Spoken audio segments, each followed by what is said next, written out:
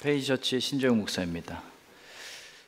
몸을 보호해야 되는 면역 체계들이 있어요. 균이 들어오면, 몸에 이질적인 것들이 들어오면 그걸 공격하는 역할들을 하는 건데, 얘네가 우리 몸을 이질적인 걸로 인식해서 우리를 균이라고 생각해서 우리 몸을 공격하는 루푸스라는 병이 있어요.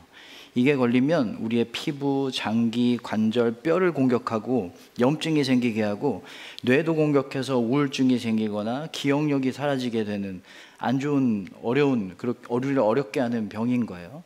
믿음도 믿음의 루푸스가 있을 때가 있어요.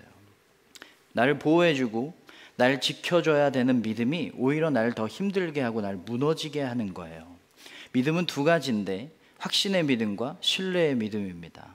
하나님은 날 보호하실 분이다. 하나님 날 지켜주시는 분이다. 하나님은 내가 기도하면 들어주셔야 되는 분이다 라고 하는 게 확신의 믿음이고요. 하나님이 들어주시지 않아도 때론 내 삶에 고난이 있어도 나는 여전히 하나님을 믿는다라고 하는 게 신뢰의 믿음입니다. 믿음의 루푸스, 믿음 때문에 힘들 때는 언제냐면 확신의 믿음만 공고할 때예요. 확신의 믿음이 너무 확실할 때만 그래요.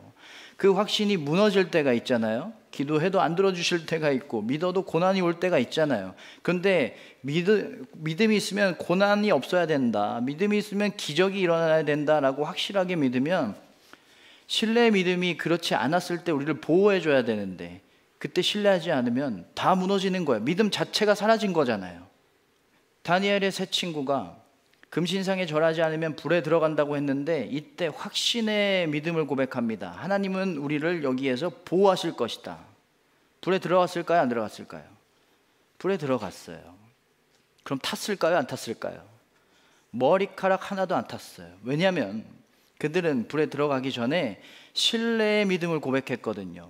그렇게 하지 않으셔도 나는 하나님을 내 하나님으로 고백합니다. 나에게는 하나님밖에 없습니다. 신뢰의 믿음이 있었어요. 예수님이 제자들에게 물어보십니다. 너희는 나를 뭐라고 믿니? 누구라고 믿고 있니? 베드로가 이렇게 고백합니다. 예수님은 하나님의 아들 그리스도이십니다. 최고의 칭찬을 들어요. 그런 다음에 최악의 질책을 듣습니다. 사탄이라는 말을 들어요. 왜냐하면 확신의 믿음은 있었는데 그 다음에 예수님이 나는 이제 고난당해서 죽어야 돼 라고 말씀을 하시거든요. 그때 베드로가 안 됩니다 예수님, 그러시면 안 돼요. 무력하게 죽는 예수님은 베드로가 신뢰할 수가 없었던 거예요. 믿음이 반절짜리만 있었던 거예요. 잘못된 자세로 살아가면 거북목이 되고 골반이 틀어져요. 우리가 원래 살아야 하는 원래 뼈 모양이 있잖아요. 온전한 자세가 있잖아요. 잘못된 자세로 살면 그게 왜곡되는 거예요. 그래서 힘들고 금방 지치게 돼요. 더 큰 문제는 뭐냐면 그 왜곡된 자세로 살다가 진짜 살아야 할 원래의 자세를 취하려고 하면 어때요? 더 아프잖아요. 그래서 어떻게 돼요? 편한 대로 살아요. 살던 대로 살아요. 그러면 더 아프고 더 힘들어집니다. 우리가 원래 살아야 할 믿음의 자세가 있어요. 예수님 따라서 살아가야 할 본질적인 자세가 있어요. 그런데 잘못 믿을 때가 있어요. 왜곡된 채 살 때가 있어요. 근데 더 큰 문제는 뭐냐면 본질적인 믿음의 이야기를 들으면 그걸 거부해요. 힘들어해요. 왜 고난이 있는데 하나님을 여전히 믿어야 돼? 왜 신뢰해야 돼? 왜 별것도 아닌 일에 감사해야 돼? 왜 내가 손해봐야 돼? 왜 순종해야 돼? 거부해요. 힘들어해요. 그리고 자기가 믿었던 편한 대로, 자기가 개발한 믿음대로 살아요. 그러면 더 힘들어지고 더 약해지고 더 죄에 빠질 수밖에 없고 더 어둠 속으로 들어갈 수밖에 없겠죠. 악순환이 시작되는 거예요. 그래서 여러분, 척추가 비틀어진 필라테스 강사한테 수업 들을 사람이 없잖아요. 누가 듣겠어요? 그래서 예수님이 오셨어요. 너네가 살아야 할 자세, 믿음의 자세, 가장 좋은 삶을 보여줄게. 날처럼 살아가면 돼. 하나님을 사랑하고 하나님처럼 살아가면 돼. 이 가장 좋은 믿음의 자세를 보여주신 가장 좋은 선생님이세요. 그래서 우리는 예수님 따라서 살아가야만 합니다. 그러면 이 좋은 믿음 어떻게 가질 수가 있을까요? 바디메오가 예수님이 지나가신다는 말을 듣고 다윗의 자손이여 나를 불쌍히 여기소서라고 외칩니다. 그때 사람들이 조용히 하라고 막 압박해요. 수많은 사람들이 조용히 하라고. 바디메오는요, 율법적으로 사회적으로 최하층이었어요. 사람들이 막 무시하고 조용히 하라고 막 압박해요. 기죽었을까요? 그만 소리 질렀을까요?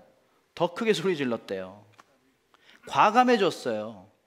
우리가 좋은 믿음을 가져야 하는데 좋은 믿음을 갖는 방법은 과감함이에요. 주저하지 않는 거예요.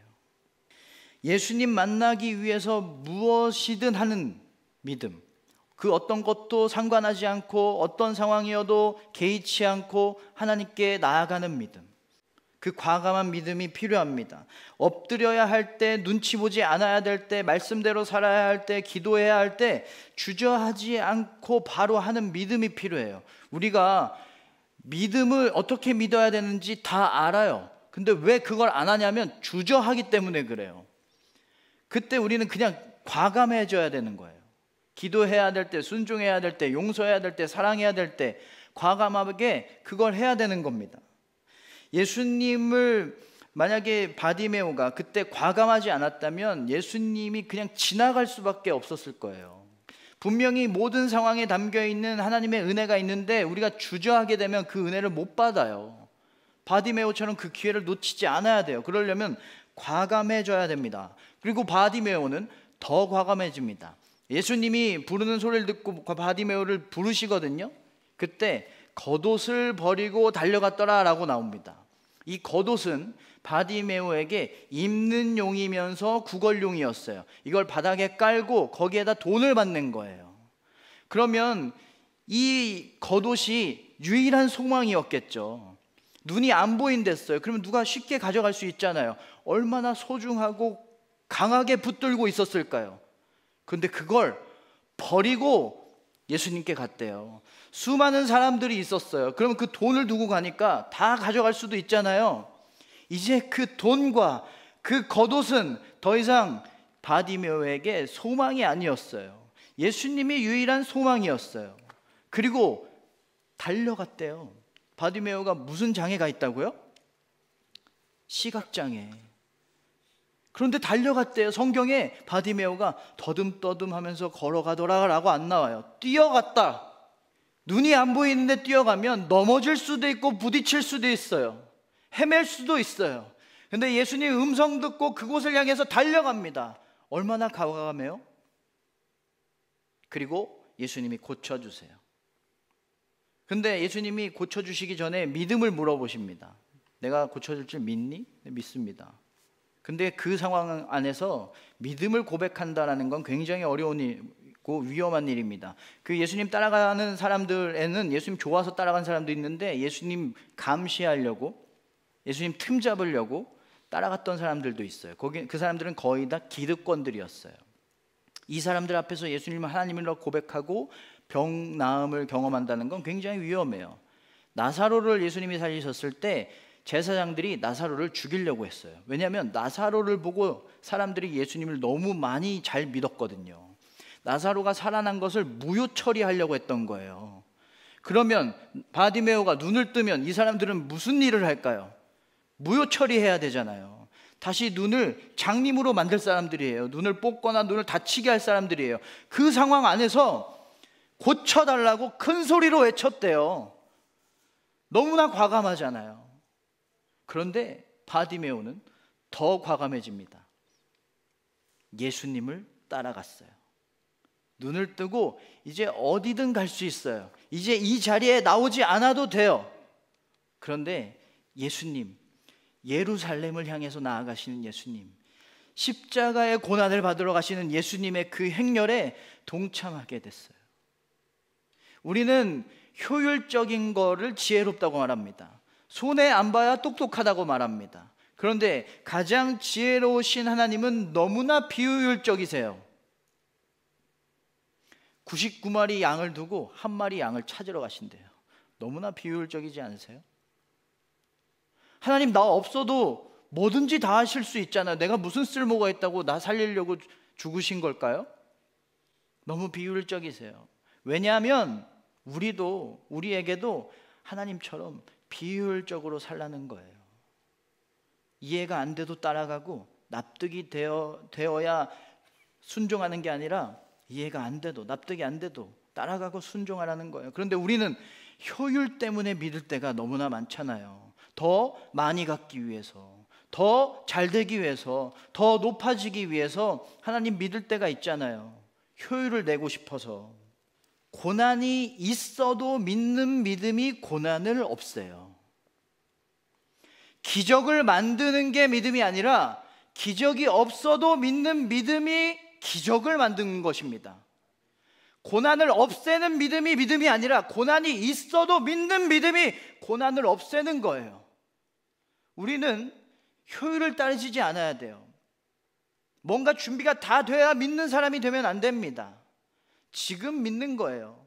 고난이 있어도 기적이 없어도 하나님을 믿고 하나님을 따라가는 거예요. 여러분, 이해가 안 돼도 순종하고 효율적이지 않아도 따라가세요.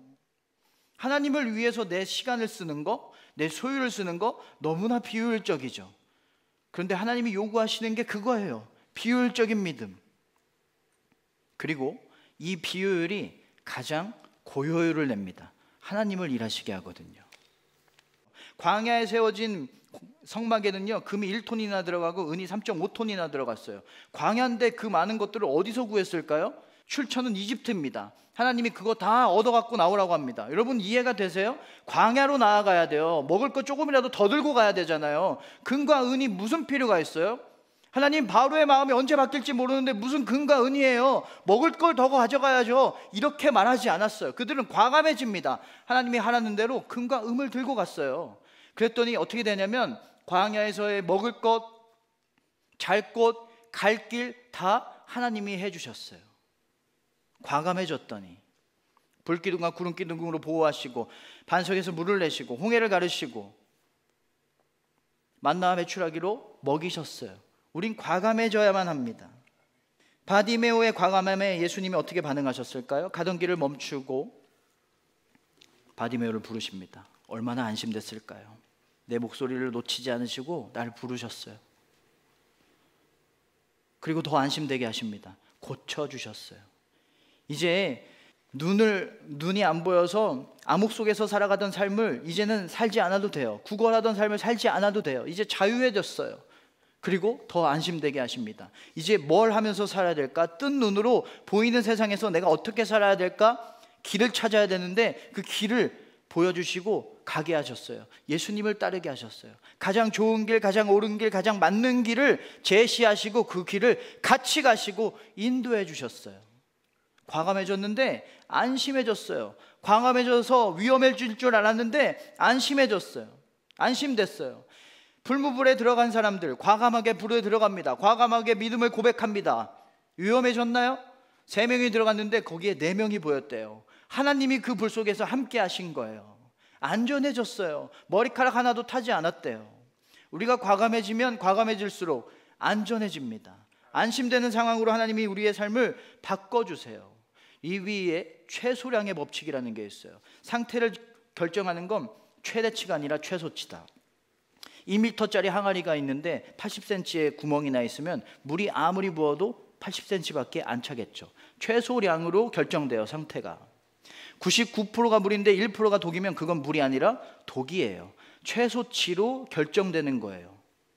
우리가 아무리 찬양을 열심히 해도 거룩이 없다면 우리의 믿음은 거기까지예요. 우리가 믿음을 아무리 알아도, 우리가 성경을 많이 알아도 행함이 전혀 없으면 우리의 믿음은 거기까지인 거예요. 우리가 아무리 기도를 많이 해도 내 욕심만 구한다면 내 믿음은 하나님 보시기에 거기까지인 거예요. 하나님 아무리 사랑해도 다른 사람들을 사랑하지 않는다면 내 믿음은 하나님 보시기에 거기까지인 거예요. 아무리 교회를 열심히 다녀도 거룩이 없다면 내 믿음은 거기까지인 거예요. 우리가 하나님을 아무리 확신해도 하나님에 대한 신뢰의 믿음이 없다면 우리의 믿음은 반절짜리인 거예요. 과감하게 믿으시기 바랍니다. 이해가 되어야 믿는 게 아닙니다. 납득이 되어야 따라가는 게 아닙니다. 과감함은 지금 해야 할 걸 하고 따라야 할 걸 따르고 살아야 할 것을 사는 거예요. 지금 기도하고 지금 순종하고 지금 따라가고 지금 엎드리시길 바랍니다. 그 과감함의 믿음이 우리를 안전하게 할 줄로 믿습니다. 그 과감함의 믿음이 가장 온전한 믿음을 갖게 할 줄로 믿습니다. 하나님이 예비하신 우리의 진짜 삶이 있어요. 그 옳은 자세의 믿음이 있어요. 그 믿음, 왜곡되게 믿어서 왜곡된 삶을 살 때도 있습니다. 그러기 위해서, 그 삶을 우리에게 회복시켜 주시기 위해서 예수님이 오셨어요. 예수님을 온전히 따라가는, 납득이 되어야, 이해가 되어야 따라가는 게 아니라 지금 따라가고 지금 순종하고 지금 기도하고 지금 헌신하는 과감함의 믿음으로 가장 온전한 삶을 다시 회복하는 우리 모두가 되기를 주님의 이름으로 축원합니다.